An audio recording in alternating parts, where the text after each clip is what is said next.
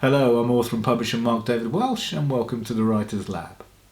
And today I'm going to be talking about your novel and first person narration as opposed to writing in the third person. Which should you choose? And remember, if you enjoy this video, please like, share and subscribe using the buttons below.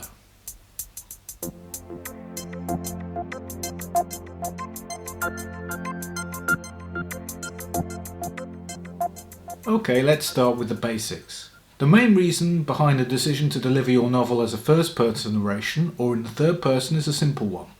Which serves the story best? Now, if you have a sprawling plot with many events happening to different characters, then a first-person approach would seem to be out. If your hero or heroine cannot be present at all the crucial plot developments, then writing in the first person would most likely entail their hearing about these developments second-hand, probably being told about them by another character, which is not ideal. It puts distance between these events and your readers. Now, it's worth mentioning before we go on that there is a way around this, of course, and that's to have multiple narrators all writing in the first person. The most famous example that springs to mind is Dracula. Bram Stoker chooses to tell his macabre tale through letters and the diary and journal entries of three of his main protagonists. And this works very well because it's always clear as to who is speaking, even if Jonathan Harker and Dr. Seward are a little interchangeable as heroic characters. However, there are pitfalls to this approach. The main ones are well illustrated by a noir novel from the 1940s called The Big Clock by Kenneth Fearing, which has a very curious structure indeed. Almost the first two-thirds of the entire tale are told in the first person by a man who is spearheading the search for the main suspect in a murder case. The twist is that he is the man that everyone is looking for. Innocent of the crime, he must catch the real culprit before anyone else realises his identity. And it's a pretty good thriller up to the point where we suddenly switch first-person narrators. This does allow for some interesting observations on the flaws of the man we had come to think of as our main protagonist, but it happens way too late in proceedings. We're used to his viewpoint by now. And Fearing throws in an even later chapter narrated by the first man's wife, who has been a peripheral character at best. The chapter does nothing to advance the plot, and its inclusion is really quite baffling. The problem with all this is not just that it's messy, but if you're not reading the book all in one sitting, this switching of narrators can be confusing. Sometimes you can be halfway down the opening page of a new chapter before you realise who is telling the story now. A far better example of this approach is a book such as Nick and Nora's Infinite Playlist, which was written by Rachel Cohn and David Levithan. Both write in the first person as the individual title characters who are in the book's central relationship. They deliver alternate chapters which show their contrasting viewpoints on the same events and on each other. The movie's wonderful too. But my point here is that this is a very clear structure and it's established from the very start. Both characters have distinct and separate voices, which is something that's essential if you're going to take this approach. So let's go back to simple first-person narration. This is my favourite type of writing and what I feel I am best at. Story constraints meant that I wrote my second novel, Kingdom of Ghosts, in the third person. But I think first-person narration allows for a more personal connection with the reader, and that's what I generally tend to prefer when I read books myself. It's like a conversation. You get to know the main character much better, and if the book is well written, then it's like sitting down with them and having them tell you their story over a couple of drinks, for example. But of course, there is one major disadvantage of writing this way, or perhaps, to put it more accurately, a trap that it's very easy to fall into. What's that? The self-insert character. As you're writing in the first person, it's very easy to get into the habit of your main character speaking or acting in the way that you yourself would in any given situation, or even more likely, in the way that you would like to think you would, providing you with a kind of literary wish fulfillment. And you wouldn't be the first to do that, and you certainly wouldn't be the last. Now, there's nothing wrong with putting something of yourself into your main character, of course. But the danger is that you can get too carried away and your protagonist comes over as too witty, too capable, too smart, too perfect. And no one likes perfection. You need your audience to identify with this person, not get irritated by them. The other issue being, of course, that if you write further novels in the first person like this, your main characters need to have separate voices, or your whole work will come over as formulaic and lacking personality.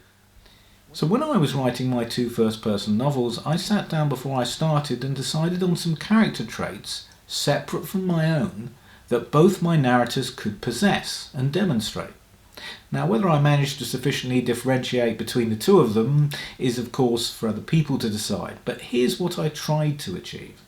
For my first novel, Vagabond Sky, my hero is a man from our world and time who is living in the kind of fantasy kingdom familiar from works such as Lord of the Rings. Now, he's been there for some time and is living a very ordinary, even a very humdrum life, rather than having some kind of a glamorous, glorious adventure. Now, being faced by a lot of the fantasy cliches and tropes on a day-to-day basis, he's become thoroughly jaded, weary, sarcastic, and arrogant towards a world which, to quote him, hasn't even invented the flush toilet yet. Now, I also had him make lots of mistakes, particularly because he drinks too much. Not because I wanted to make him a figure of fun, but because I wanted to show his flaws, and the contrast between his self-image and the reality of his deeds. Now, the main hero of my later novel, Dogs on the Highway, also comes face to face with fantastic circumstances, but I tried to keep his reactions far more practical and level-headed. He turns out to be far more capable than my first protagonist, but not as bright. He's more humourless and can't see the escalating silliness of the events that he experiences. Although I do have to admit the odd sarcastic comment did leak out, which, yes, I admit that's me. He's also no kind of leader, has no solid moral compass, and is terribly misogynistic. In comparison with the hero of my first novel, he's far less likeable. However, I did offset this by giving him an even more unlikable sidekick, and hopefully the contrast between the 2 kept readers on board with my main character. But the main point here is I avoided the self-insert wish fulfillment character that can be an issue with some work written in the first person. Now, of course, you can avoid all that by writing in the third person anyway, even if your main character is on every page. Your readers might not get to know them so well, but that's sometimes what you want anyway.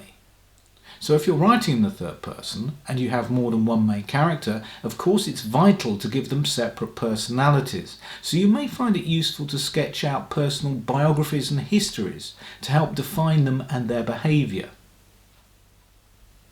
Now, another reason for writing in the third person is if you're dealing with characters a million miles away from your own and from your own life experience.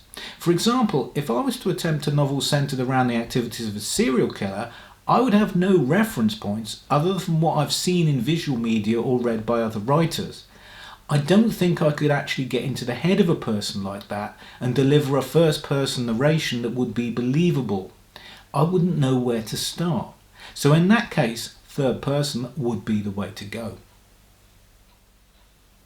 But let's talk about what I think is the biggest problem with the third person approach. And this is something that I've got from my own reading experiences, and it's one of the things that I find most annoying and can really spoil things for me. And it's a surprise because you would think it would be a more common problem with first person narration, because it's an inevitable and integral part of that format. But I do find it's actually far more frustrating in the third person delivery. And what is it? Excessive internal monologuing. Now, obviously hearing the thoughts and reflections of your narrator in a first-person delivery is an essential part of that experience. And if the character is one you really enjoy, then perhaps you can't get too much of it. But the third person is a different matter. You don't really get to know that character or the characters so well, and their thoughts tend to be plot-driven. And this is a problem if you're already up to speed with what's going on. If you have characters working out things that you as the reader already know because they occurred to other characters on previous pages, this can be really tiresome, particularly if they're repeating information that some of those other characters or even themselves have encountered already and now are processing it again. Now I know it's really tempting to do this because you've set yourself like a 2,000 word target for today and you're a couple of hundred words short and it's been a hard slog and you're tired and you just want to reach that target so you can put the work aside until tomorrow. And what better way to do that than having one of your characters review the plot so far, or speculate on the future, or recall an incident from the past. In short, to have a quick internal monologue of a couple of hundred words.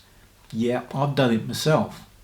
But I believe there's a far better way to convey your character's inner thoughts, by something that they say or something that they do.